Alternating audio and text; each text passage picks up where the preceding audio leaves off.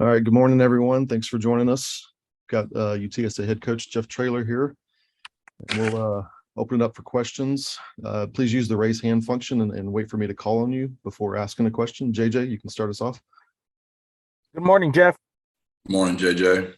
Can you just talk about the excitement level this Monday as you guys set to open the 2022 season? Yeah, I mean, you'd like to say that it's no different, but it obviously, as we talked about that last night as a team, just the natural response of the emotions that go through your body. You get a little more butterflies, your hands get a little more sweaty.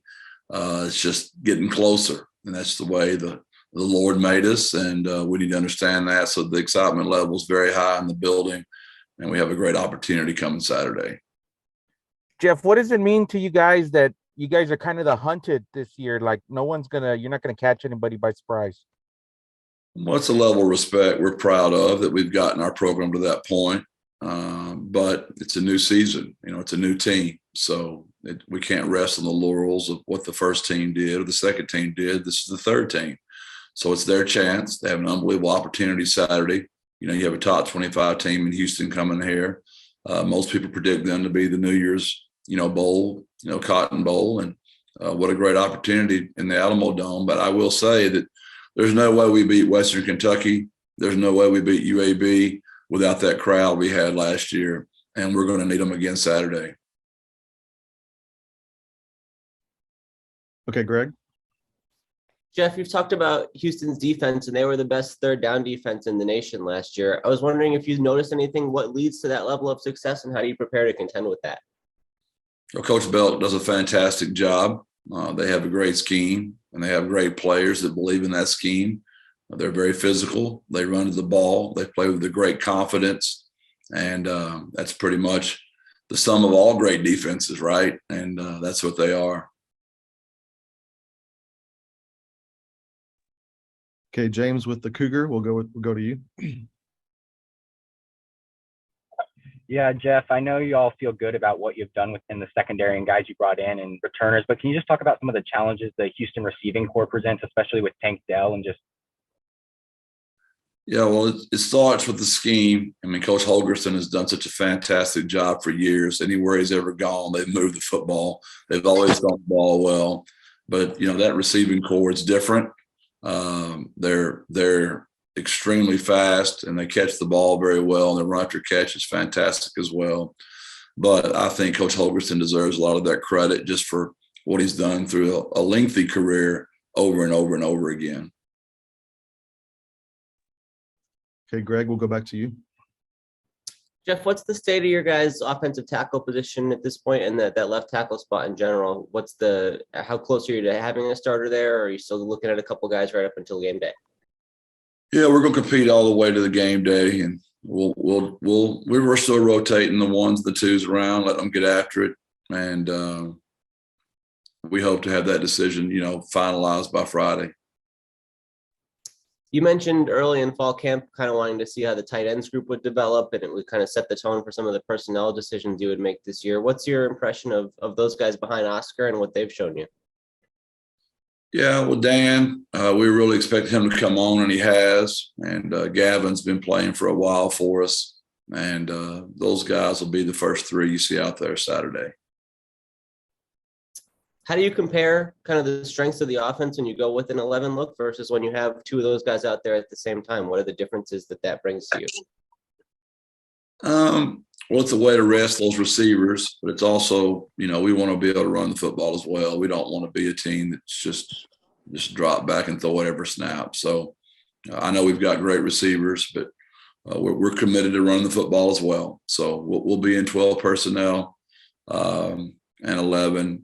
And we'll have some 10 personnel packages as well, but not near as much as we will 11 and 12. I would expect it, Greg, to be the same as it always has been. Heavy 11 with a third of 12. And you got to try to run the football, in my opinion. And it might not hit early, but as the game wears on, you hope some of those plays become bigger. Is there any consideration at all, or have you thought about potentially playing some sets with two backs, given the new depth that you have there, if you can keep everybody healthy? Yeah, you always have a little bit of that in. We just haven't ever had enough depth to do it. It's early in the year, so there's a possibility that could show up Saturday. But, if we wouldn't want to tell them. Okay, if you're just joining us, use the raise hand function, and I'll call on you for questions. JJ? Jeff, how good is this Houston team you guys are facing? Is this one of the best teams you faced in your tenure here? Yeah, there's no doubt. I would say arguably the best. I mean, I would say UAB obviously is in that category always.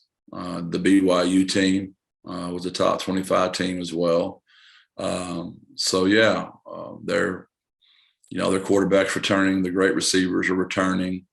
Their defense just plays differently. They're a top 10 defense nationally, and it's just an exciting time for us. It's just a really good opportunity for us to see how good we are. We're different in the sense that our first year, we didn't know what we were at all. The second year, we knew exactly what we were because everybody was returning.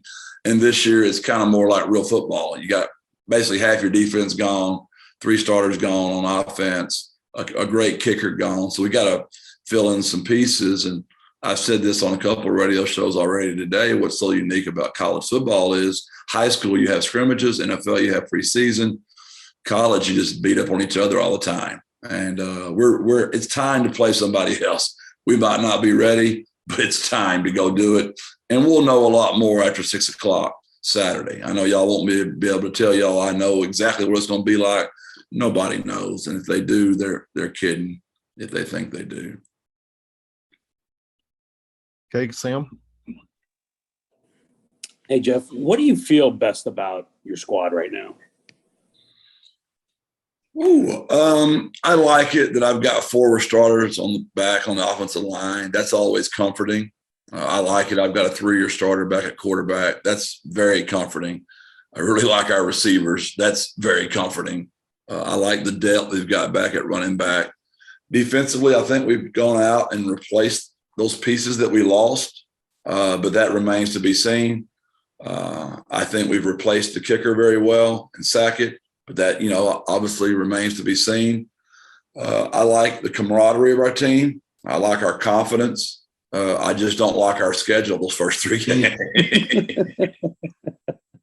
How do you manage that with your team? Because obviously it's not just a physical test, but it's a mental test as well for you guys. How do you manage that with your guys?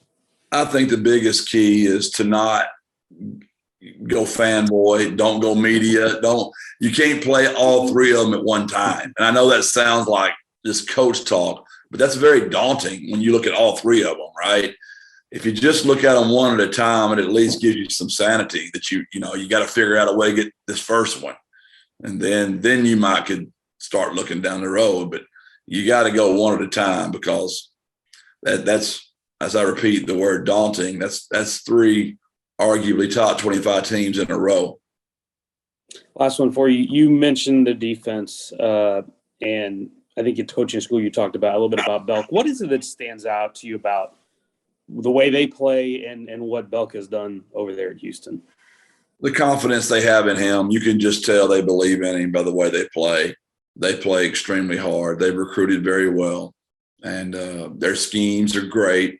They do a good job of mixing up some things. But what stands out the most to me is their belief, their physicality, and the speed that they show over there.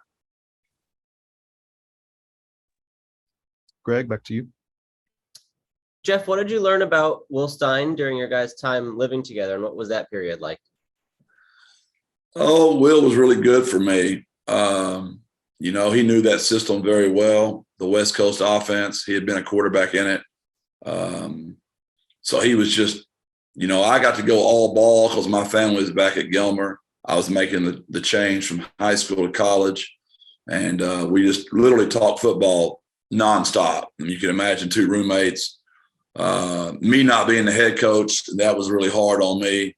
Not that there was anything Charlie was doing wrong. I just used to being the boss. And Will knew, Will quarterback for Charlie. And he knew him very well.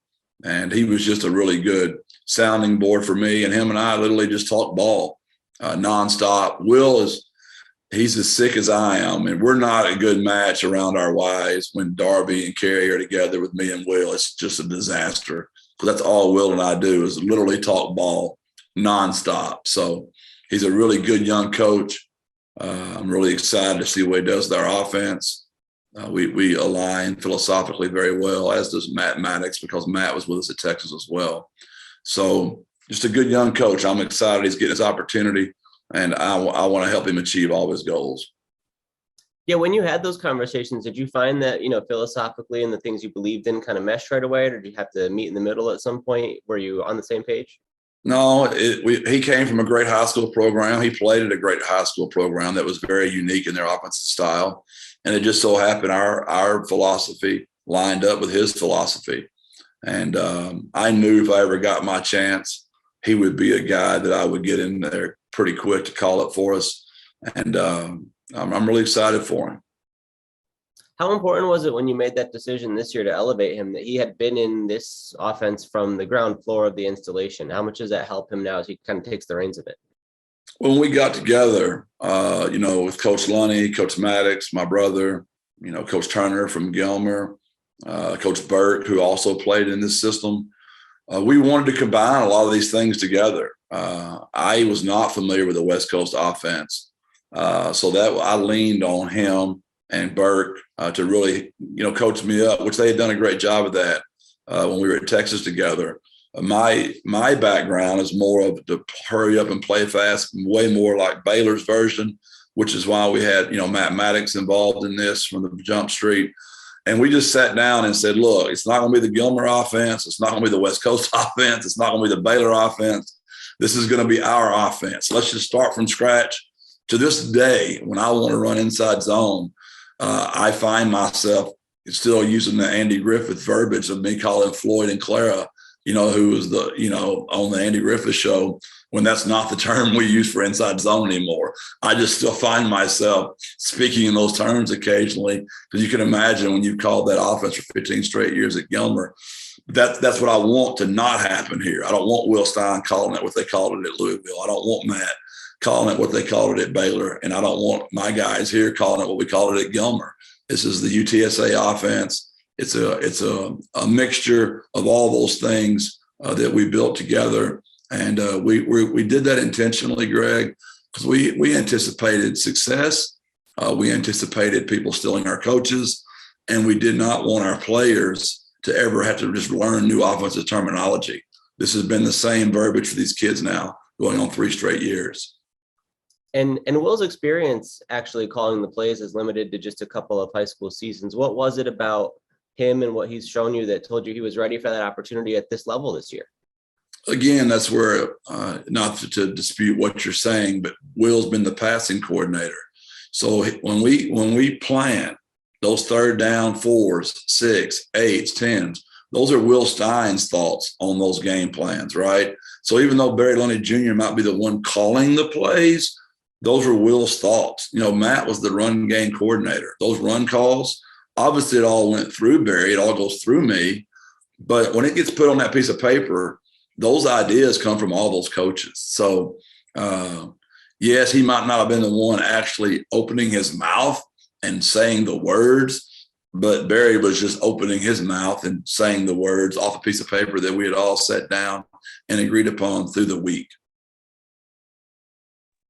But it will be different. I agree with you. It still will be different when you're the guy that's having to say the words versus the one reminding the coordinator of what we had said all week.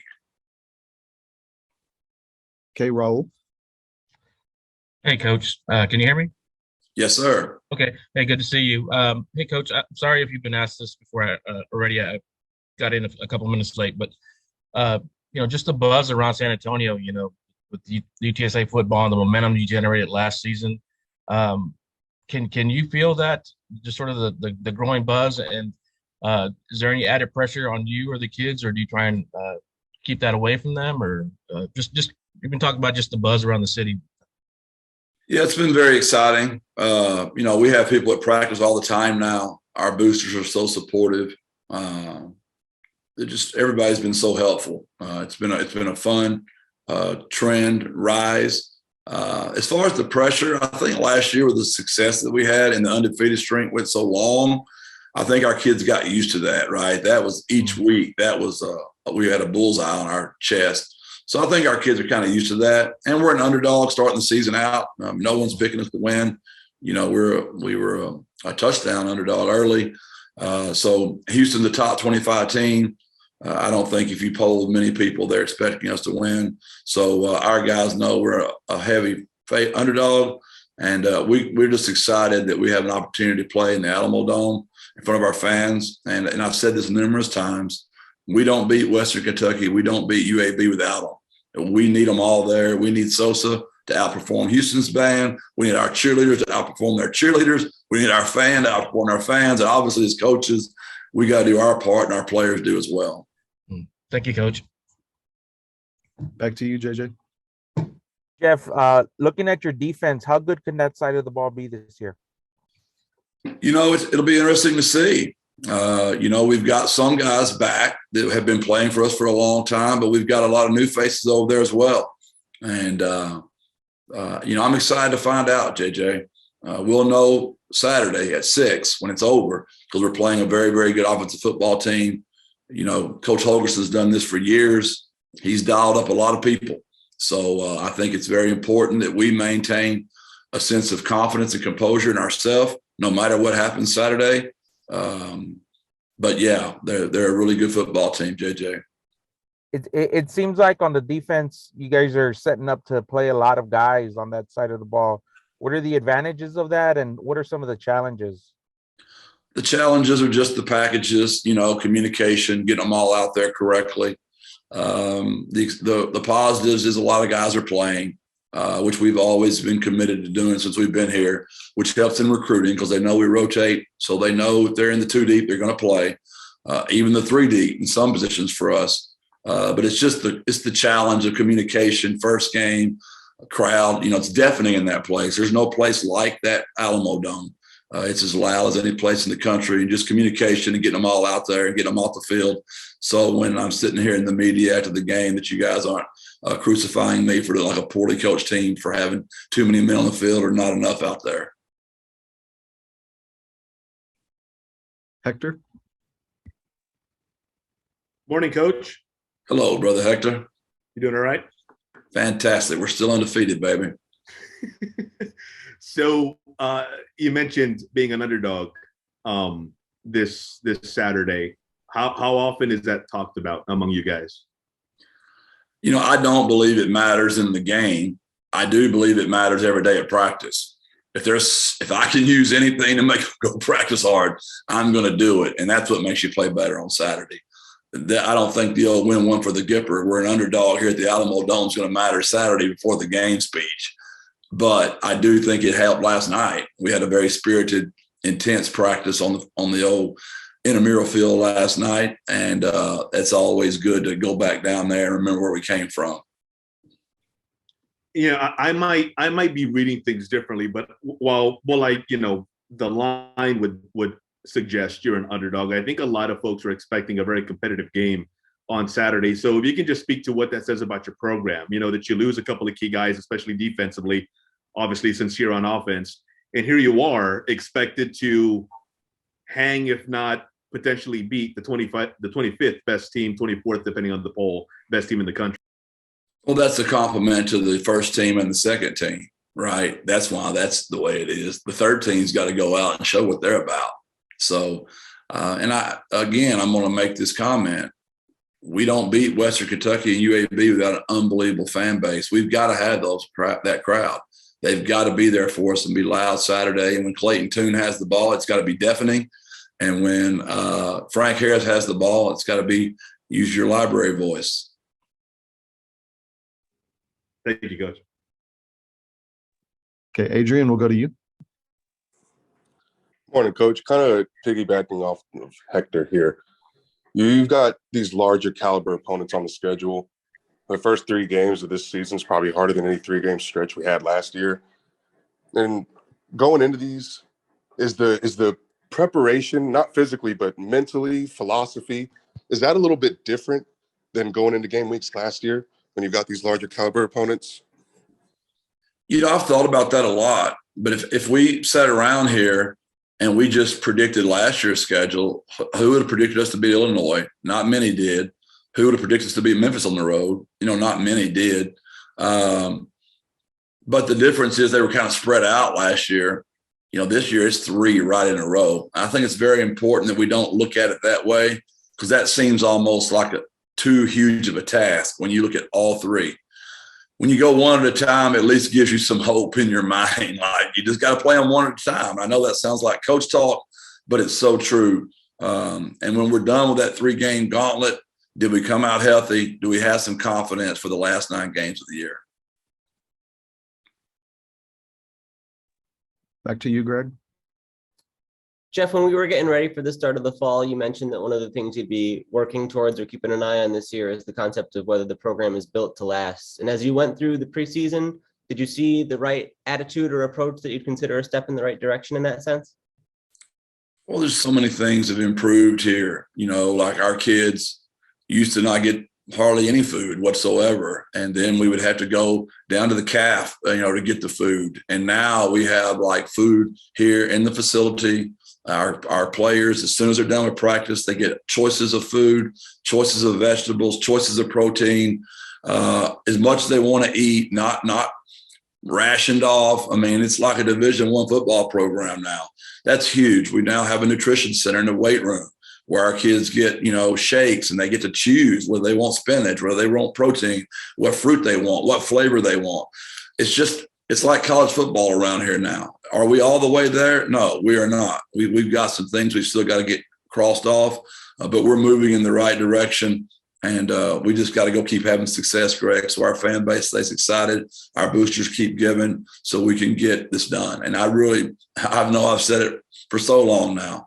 This is a sleeping giant, but it's going to take work. It's going to take effort. It's going to take people in the community giving. Now we've got NIL to deal with as well. It's hard. But if it was easy, everybody'd do it. And this is a special place. I know we've got fans out there and boosters. They're going to help us get over the hump. What are the more immediate steps in that sense? There's certain things you're pushing towards, even within these next few weeks or during the season, as far as the infrastructure goes?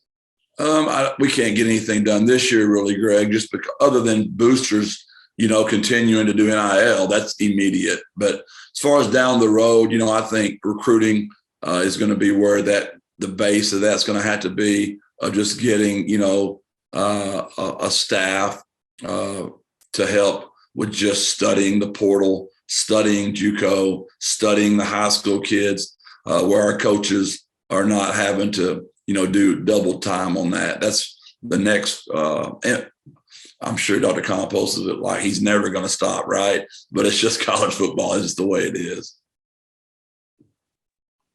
JJ? Jeff, going back to Greg's question about the kind of bull don't care mentality and being built to last, how has that been received by the players? They understand what I mean.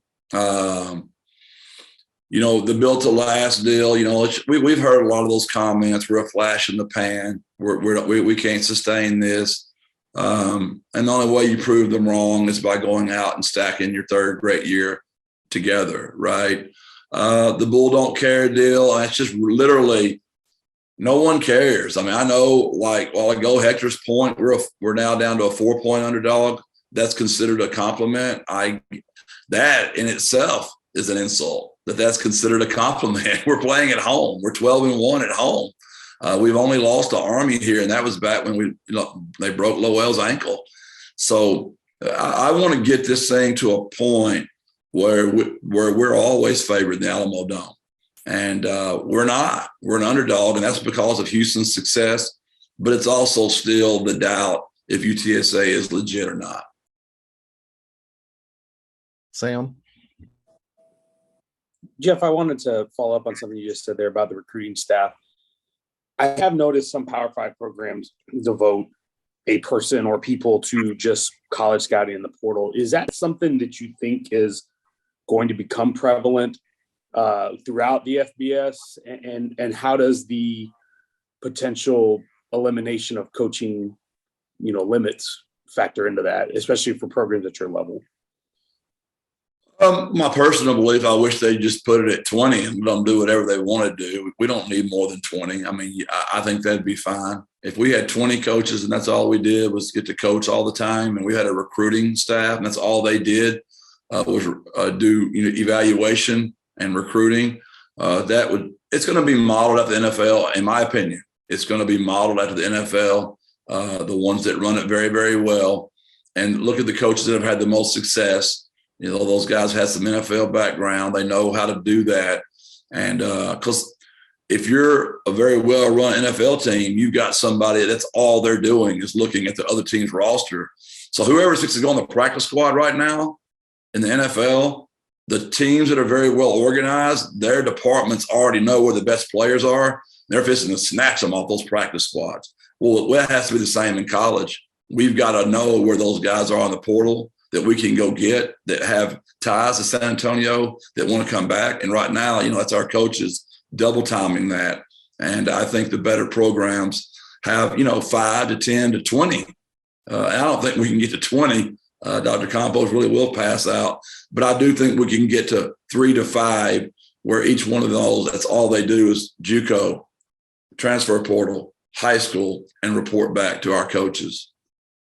And not to even mention on-campus recruiting, when you have game days. I mean, you've got a lot of kids here. There's going to be a lot of kids here Saturday. And we've got to get that where we've got a department that kind of handles that for us. All right. Thanks, everyone, for joining us this morning. Thanks, Jeff. Appreciate y'all very much. God bless. Birds up.